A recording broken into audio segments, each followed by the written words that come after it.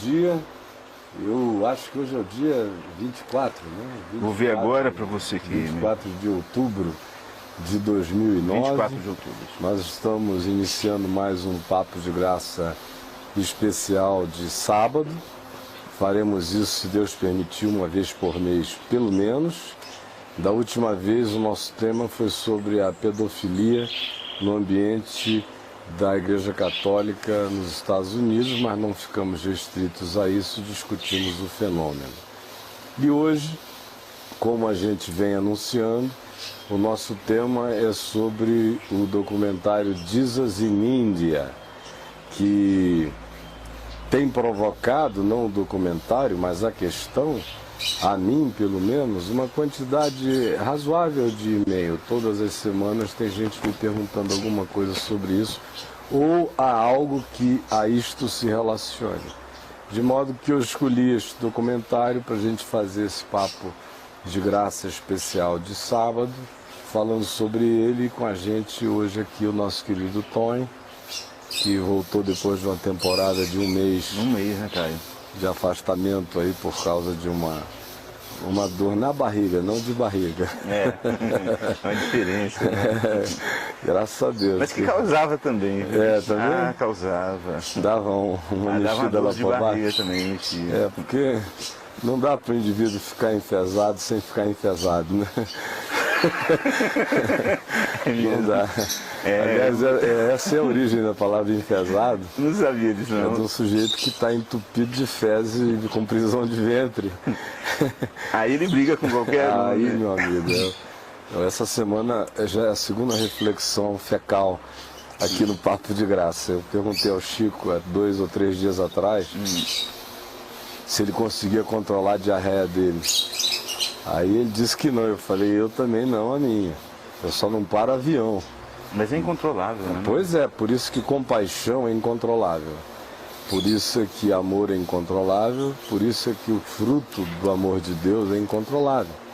Os gregos, não à toa, escolheram a palavra compaixão de uma palavra que vinha da raiz que designa uma crise compulsiva intestinal. Uma diarreia. Então, compaixão provoca a mesma ação incontrolável que uma diarreia provoca. Ninguém segura. Quando bate, você tem que resolver a questão. Compaixão não fica de papo furado. Ela também, quando bate, põe você em ação.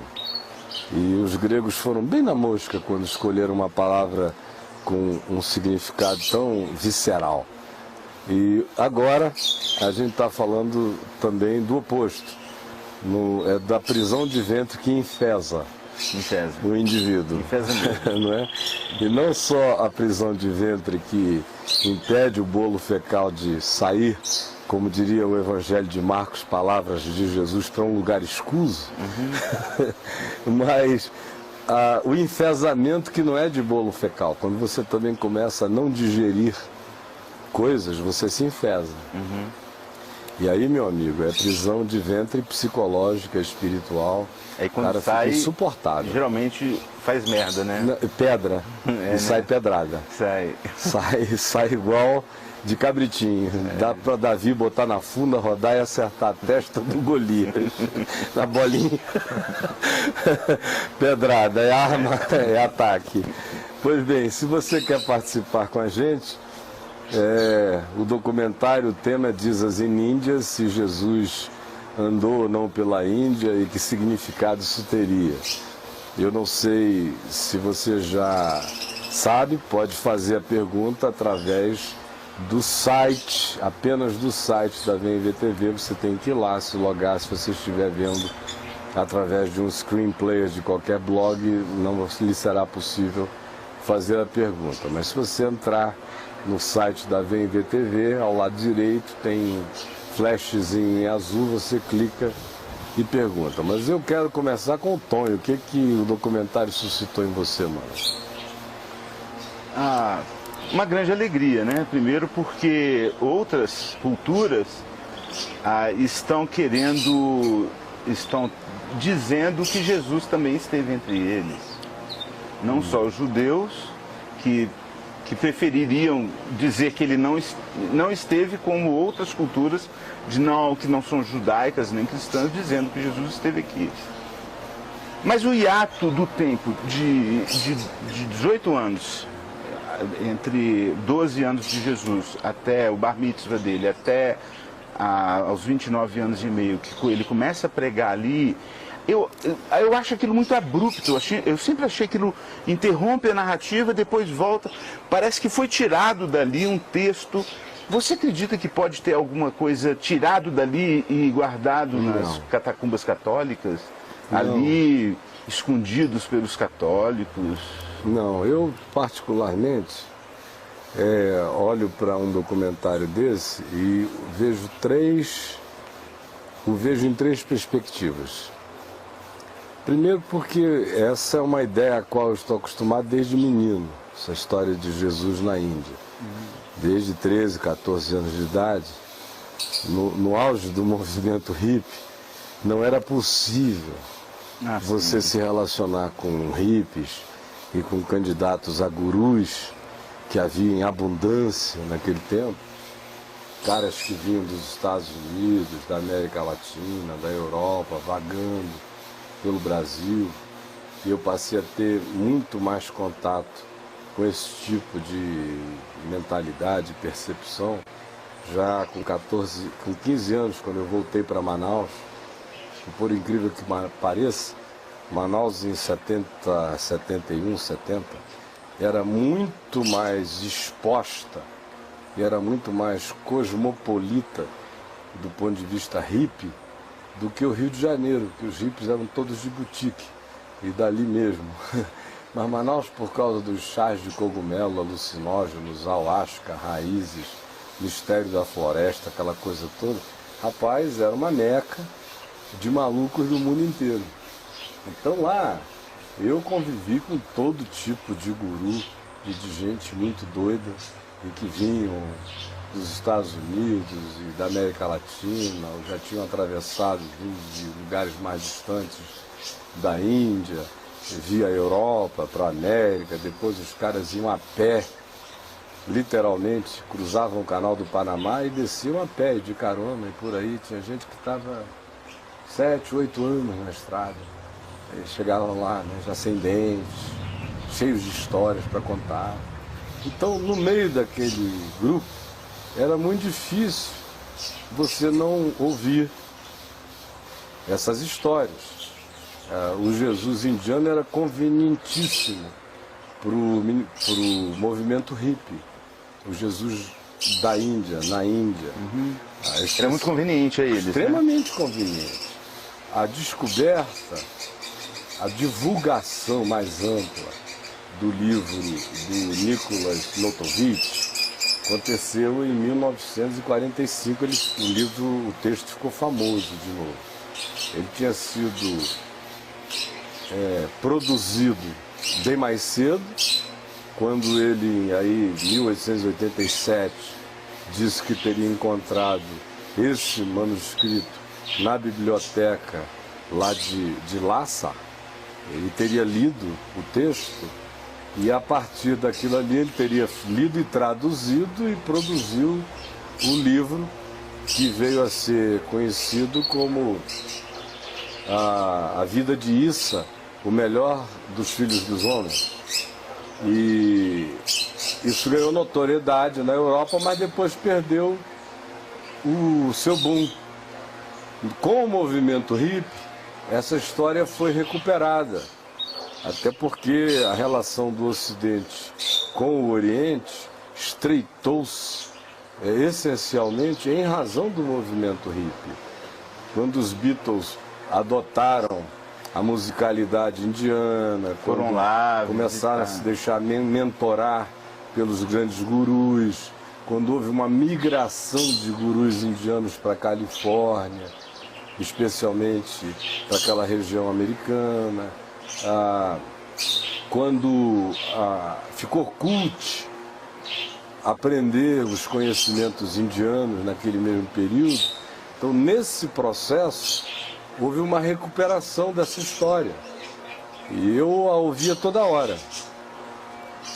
Anos depois, já em 1977, eu convertido já há 4 anos, já era pastor presbiteriano ordenado, já tinha 2 filhos. Na Europa pela primeira vez, eu me lembro que eu cheguei, acho que foi em Madrid, num daqueles lugares, passei numa banca de revista, eu entrei numa livraria, um ambiente de leitura.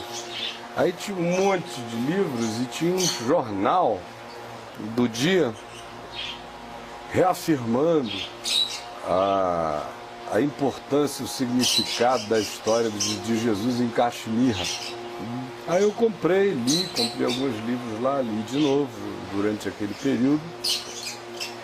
Mas no ambiente que eu convivia agora e aquela época no mundo, esse era um assunto que já estava caindo outra vez em desimportância. Com a Shirley MacLaine como emblema arquetípico da nova era na Califórnia, no início da década de 80, o tema sofreu um revival. Muita gente, a nova era adotou também esse tema. Tudo que diz respeito à globalidade da espiritualidade interessa a nova era. E esse tema, obviamente, foi incorporado. Aí, ele ganhou uma força de novo nos anos 80, e nos anos 90 veio um outro boom dele com essa mulher em cima de cujo livro, o documentário, é parcialmente baseado.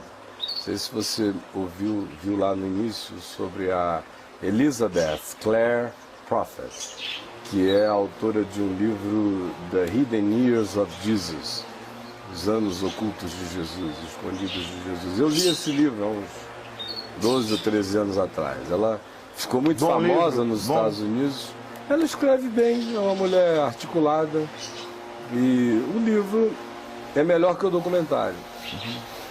O documentário é uma salada mista. Sim, eu vi. Porque é a busca daquele carinha por essa história. Está baseada na Elizabeth Clare Prophet, no livro dela, The Hidden Years of Jesus, mas é a viagem dele. E aí na viagem dele, são as 3 perspectivas que eu falei inicialmente, a partir das quais eu vejo esse documentário. Número 1, em relação àquilo que não tem nenhuma importância, é a fé. Se Jesus foi à Índia ou não foi, se viveu, se atravessou de jangada até os Incas ou não, isso aí não é importante a fé. Não é importante. É tão desimportante que João termina o seu evangelho dizendo muitas outras coisas Jesus fez e ensinou. E se todas elas fossem escritas, não caberiam na terra os livros que seriam escritos. Então, o Novo Testamento não trabalha com essa categoria descritiva, minuciosa de Jesus, em momento algum. O Evangelho de Marcos começa com ele adulto, não tem nem genealogia. Que foi o primeiro texto, o mais original, o mais antigo. O de Mateus, que é baseado em Marcos, com os agregamentos de algumas parábolas a mais e dos chamados oráculos do Senhor, que são as falas, especialmente o Sermão da Montanha todo, agrega uma genealogia, mas você vê o nível de pouca meticulosidade, até mesmo quando você compara os evangelhos sinóticos. Em Marcos, o gadareno é 1, em Mateus são 2. O cego mendigo à porta de Jericó, em Mateus são 2. Em Lucas e Marcos é um cara. E assim você vai vendo como não há essa preocupação. A genealogia em Mateus viaja por José, em Lucas viaja por Maria. Não tem essa aflitividade. Como você disse no início, parece que foi arrancado. Como também no resto da Bíblia, você vê pouca preocupação com esse detalhamento. Fulano gerou cicrano, aí passam séculos. Genealogias tratam com desimportância muitas coisas, porque a grande concentração do espírito da Escritura é no foco. O foco é na mensagem.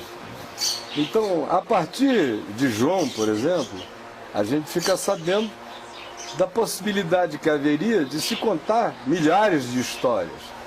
Estas, porém, João diz, eu selecionei para que vós creiais que Jesus é o Cristo e para que crendo tenhais vida em seu nome. Então esta é a primeira coisa. Essas coisas, essas histórias ou possibilidades não têm absolutamente nada a ver com o significado da fé, no que diz respeito ao Novo Testamento. Segundo aspecto é que nesse documentário existem coisas, a primeira delas é as que não têm significado da fé, tanto faz como tanto fez, e tem aquelas que têm significado para a fé, que tanto faz sim. Entendeu?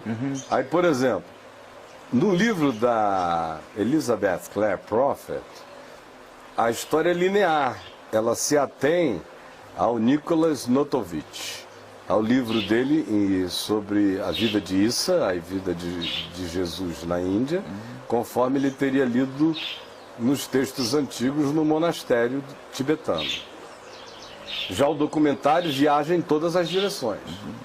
Em que direções esse documentário viaja? Diferentemente do livro da Elizabeth Clare Prophet ou do livro do Nicholas Notovitch. É que no documentário a viagem do carinha é em qualquer direção. Ele quer chegar em algum lugar. Aí ele inclui 3 variáveis dessas versões aí. E dentro delas ele coloca o islamismo como fonte a ser verificável sobre alguma coisa acerca da vida de Jesus e inclui as lendas, fábulas e tradições afegãs, indianas e do Oriente a respeito de Jesus, das histórias. Mas no meio dessas versões tem algumas coisas que têm profunda implicação à fé. Quais são as 3 versões? A do Nicholas Notovitch, sem nenhuma implicação à fé, que seria o seguinte: Jesus, com 13 anos de idade, pega uma caravana na Rota da Seda. Naquele tempo não havia apenas a Rota da Seda, que era muito antiga, mas havia a Via Maris, que tinha sido toda refeita pelos romanos, reconectando o mundo todo, eram highways extraordinários. Mas a Rota da Seda, da Etiópia até a Índia, nesse caso ele teria apanhado uma caravana em Aco, que fica no norte de Israel, antiga fortaleza, depois virou uma grande fortaleza cruzada, mas é uma cidade antiquíssima, nos dias anteriores a Tutamés III. Tutamés III já chegou e tomou Aco como cidade fortificada e poderosa. A Rota da Seda passava por lá. Jesus teria ido numa caravana dessa e passado 18 anos nesse período com pelo menos 4 tradições diferentes religiosas. No livro do Nicholas Notovitch, ele chega em cada um desses lugares, ele primeiro fica em silêncio, ele ouve. Depois que ele ouve tudo o que eles têm a dizer, e são períodos longos, meses, anos em silêncio, quando ele começa a falar, ele cria problemas, sempre. Em cada um desses ambientes ele cria problemas, ele é perseguido em todos. E aí ele cria problemas entre os brahmanes, ele cria problemas entre as castas superiores, porque ele cura os inferiores. Ele cria problema onde ele vai. Ele cria menos problema na rota do Nicholas Notovitch, na Pérsia, onde ele convive com ele passaria lá por cima também. Os discípulos de Zaratustra, porque Zaratustra teria profetizado a vinda do Messias. E teria sido por isso que os magos teriam ido da Pérsia em busca do Messias, não só por causa da estrela, mas por causa da profecia do Zaratustra. Então lá seria o único lugar onde ele não teria tido problemas, porque havia um espectro preparado assim, de aceitabilidade para a realidade de um Messias. E aí ele voltaria para Israel, chega em Israel, começa o Novo Testamento, de acordo com o Nicholas Notovitch. Aí começaria, batizado por João Batista, vem a história do Evangelho, 2 Evangelhos, e aí no texto do Nicholas Notovitch, que seria a tradução do texto encontrado no mosteiro tibetano apenas, se diz que veio a notícia anos depois, até aquelas regiões, de que Issa teria voltado para a sua terra e para o seu povo e que não tinha sido recebido, que os seus ensinamentos tinham sido rejeitados, que os seus milagres tinham criado grandes ciúmes entre os poderosos e que ele tinha sido morto, mas que um grupo expressivo de pessoas viviam para afirmar que ele vivia, que ressuscitara de entre os mortos, e que essa notícia corria pelas caravanas que iam de Israel para o mundo inteiro, dizendo que Issa tinha sido morto, mas estava vivo. Então, essa versão do Nicholas Notonvitch, que seria a tradução do texto encontrado no monastério tibetano, em nada ofende a fé.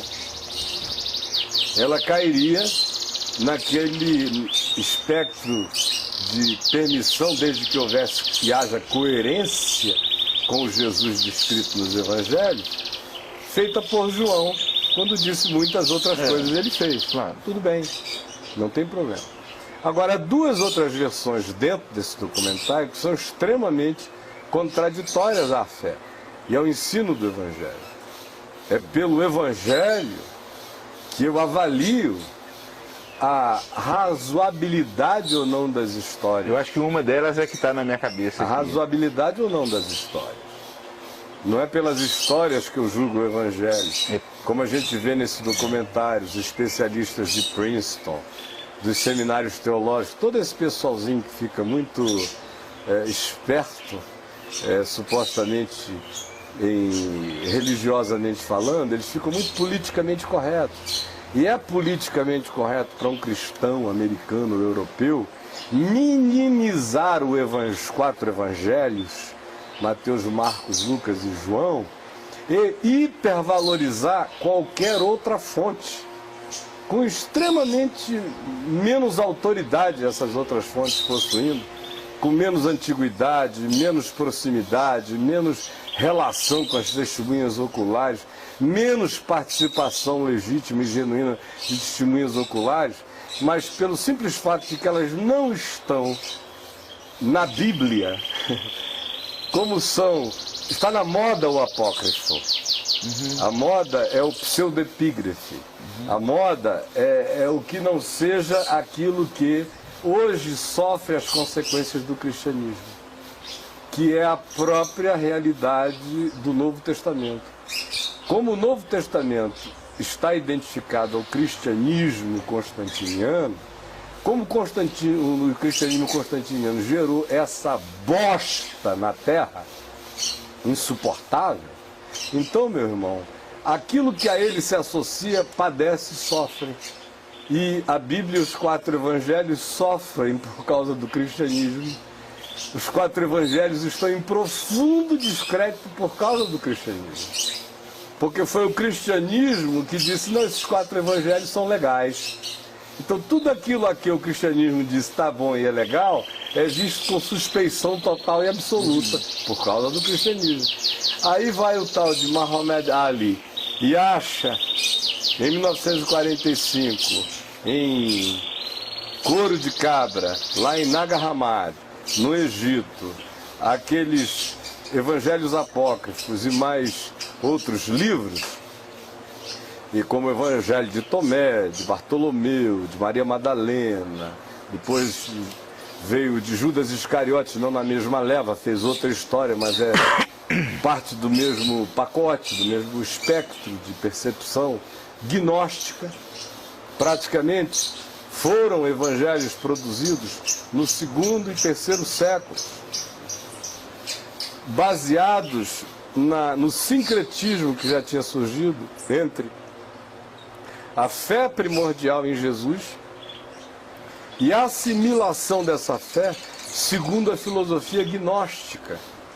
Gnósticos começaram a se converter, ou a querer se converter, ou a se interessar por Jesus, ou achar Jesus o iluminado dos iluminados, então cooptaram Jesus, porque era impossível ser gnóstico encontrar uma figura sem paralelos como a figura de Jesus e não se encantar por ele e não querer assumir a possessão daquela informação, incorporá-la ao patrimônio daquela espiritualidade. Mas então, não sucumbir à espiritualidade, continuarem... Não, claro, é segundo os gnósticos, é igual o Evangelho segundo Allan Kardec, é igual o Evangelho segundo o cristianismo, é igual o Evangelho segundo Calvino, é igual o Evangelho segundo qualquer um outro. É sempre uma adaptação. A Maranata, por exemplo. É sempre uma adaptação. Sempre foi, sempre será uma adaptação. A doutrina, então, é uma... Toda doutrina é uma adaptação. Quem não quiser fazer adaptação, não faça doutrina. Se doutrinar, adaptou segundo a sua imagem e semelhança. A palavra tem que ficar lá. É o quarto elemento do... Solta para me bater por como ela quiser. Quando eu a doutrino, eu a amarro. Eu botei uma camisa de força, eu disse o que ela é, ela parou de ficar viva. Quem determina o que ela é, sou eu. Então, isso é sério. Muito. Então, a gente vive hoje essa era do descrédito dos 4 evangelhos por causa do cristianismo e a era do crédito auferido, dado e transferido a qualquer apócrifo, a qualquer suspeita, a qualquer tradição, a qualquer sombra, pela mesma razão, por razões antitéticas ao cristianismo. O cristianismo conseguiu relativizar os 4 evangelhos e o Novo Testamento todo e a Bíblia como um todo e conseguiu hipervalorizar o que do ponto de vista arqueológico, científico até, para nem falar de qualquer compreensão teológica, ficando apenas na mundanidade das definições, até desse ponto de vista teriam menos importância, infinitamente menos importância. A arqueologia não iria atribuir essa importância toda a esses evangelhos apócrifos em relação aos 4 evangelhos. Se não houvessem os 4 evangelhos. Não atribuiria, por uma razão simples, assim como agora, essa descoberta desse fóssil humano pré-símio, que relativiza a história inteira. Antes de Lúcia ainda, antes do Australopithecus, que é o Ardi, e já é absolutamente hominídeo, que faz uma reconstrução inteira da história evolutiva. Por quê? Porque o mais velho nessa hora é quem relativiza o mais novo. Então, o critério adotado por esse pessoalzinho que está dizendo que está fazendo ciência em Princeton e em alguns outros seminários é anti-arqueológico, já que eles não estão trabalhando com outra coisa, ou não deveriam estar, a não ser com arqueologia, já que eles estão dedicados à documentação que possa garantir legitimidade de informações. É o mais antigo, é o mais próximo dos fatos originais, é o que supostamente carrega a maior densidade de informação original. E não algo que foi produzido 300 anos depois, 250 anos depois ou 200 anos depois. Então, eles estão violando o próprio princípio arqueológico para poder hipervalorizar o que estão fazendo. Agora, por que isso está acontecendo? Porque o cristianismo conseguiu relativizar na cabeça desse pessoal até o dado científico arqueológico. Ou seja, o cristianismo ficou tão asqueroso que ele consegue fazer o cara ser absolutamente rigoroso cientificamente, querendo examinar o Novo Testamento, enquanto o mesmo cara se torna absolutamente aberto para aceitar qualquer outra coisa que não seja Novo Testamento pela sua rejeição ao cristianismo. Aí os manuscritos de Nag Hammadi ficam com essa importância toda, ou qualquer outro texto. Aí, veja só, eu disse que tem uma versão dentro do documentário que não tem nada a ver com a fé, tanto faz como tanto fez. 2 outras tem. Qual é a primeira que tem, que afeta? E antes de eu dizer qual é essa primeira que afeta, quero só abrir um outro parênteses e dizer, você notou? Eu queria saber se eu acerto antes de você falar. Então fala. Mas termina aí, se você fala. Você notou que o documentário começa relativizando os 4 evangelhos, indo para Nag Hammadi, falando do evangelho de Tomé e dos outros? Ele não tinha nenhuma necessidade de fazer isso. Por que ele fez isso? que ele queria colocar os 4 evangelhos em pé de igualdade com tudo mais. Embora... Para ele poder fazer a viagem que ele ia fazer, ele tinha que relativizar os 4 evangelhos, senão ele não poderia fazer a viagem. Porque pelos 4 evangelhos, as 2 outras versões que negam a fé, e o que é significativo a fé, não poderiam existir nesse documentário. Quais são? Se a menos que ele tenha essas relativizações. Nag Hammadi de um lado, o Islã como elemento tão importante de afirmação sobre Jesus quanto os 4 evangelhos e quanto Nag Hammadi, as tradições afegãs, as tradições indianas, tudo isso tem que virar um pacotão só, porque o nome dessa fenomenologia lá em Princeton, ou em qualquer outro seminário cristão teológico desse nível, é religiões comparadas. Religiões comparadas, é uma matéria que cada vez fica mais importante do que tudo nesses seminários ou faculdades teológicas consideradas de mais elevação de pensamento. Tanto faz Mateus, Marcos, Lucas, Evangelho de Judas, de Tomé, seja lá o que for. Ao contrário, a descoberta, quanto mais diferente for, mais ela vai suscitar um interesse de releitura de tudo. Porque esses caras, de fato, não conheceram Jesus. Eles só são uns discípulos do cristianismo traumatizados com o cristianismo, querendo emprestar alguma palatabilidade para a espiritualidade deles. É só isso. Então, para poder haver essas 2 versões que negam a fé dentro desse documentário, tem que haver a relativização dos 4 evangelhos. Aí eles relativizaram primeiro, minaram um terreno e fizeram a viagem. Primeira viagem é: Jesus sai de Acre, na Rota da Seda, igual a história do Nicolas Notovitch, exceto pelo fato que ele leva Maria com ele, a mãe. Aí Maria vai e morre no Afeganistão.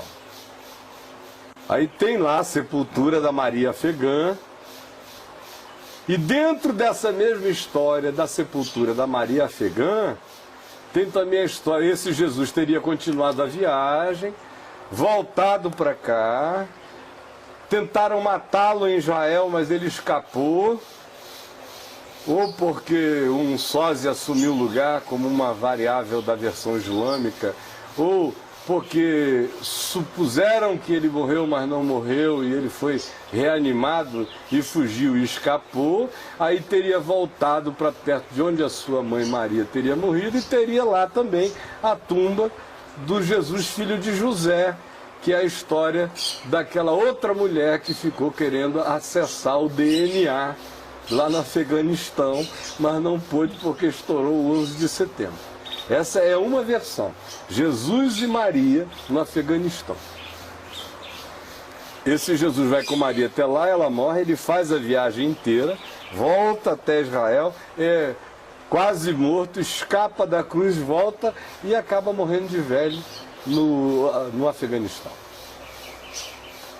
A segunda história dessa que afeta a fé completamente é aquela que diz: não, ele saiu sozinho, a Maria não foi com ele, ele foi à Índia, fez tudo isso, voltou para Israel, pregou, não foi aceito, e tentaram matá-lo na cruz, mas ele escapou da cruz, sem ressurreição. Como se ele tivesse um coma. Escapou e foi para a Índia e morreu de velho em Caxemira.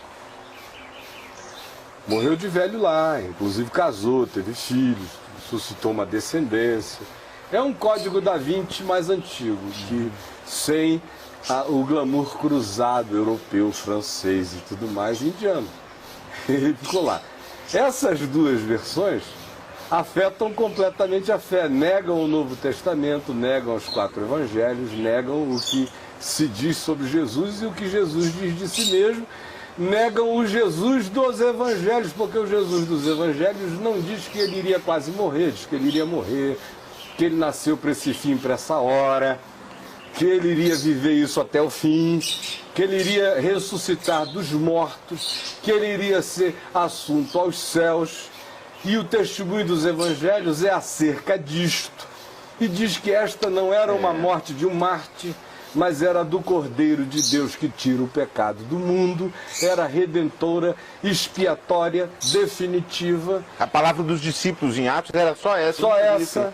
Só essa Morreu, desses ressuscitou, caras morreu, que conviveram ressuscitou, com ele, né? que essas duas outras versões tornam esses carinhas os maiores mentirosos da história. Eles é que teriam roubado esse corpo, preparado essa farsa, despedido Jesus para Caxemira, vai em paz, goze longa vida, e a gente, sem nenhuma razão, vai ficar aqui dizendo que tu morreste, ressuscitaste, vamos ser decapitados, vamos ser flagelados, vamos dar nossa vida. Enquanto o senhor fica lá no bem bom. No bem bom, eles, que enquanto Jesus estava com eles, negavam, fugiam da raia, queriam saber qual era o prêmio, a recompensa, não sei o que, papapá. Agora que Jesus foge da raia. Que Jesus foge da raia, que não ressuscitou, que coisa nenhuma, que é um frouxo safadão. E eles então. E reanimado é mandado para Caxemira, vai lá, escolhe uma indiana gostosinha, tenha boa vida, bons filhos, vire um guru, que a gente segura a honra, a barra dessa mentira. Desse estelionato cósmico, do maior e pior de todos.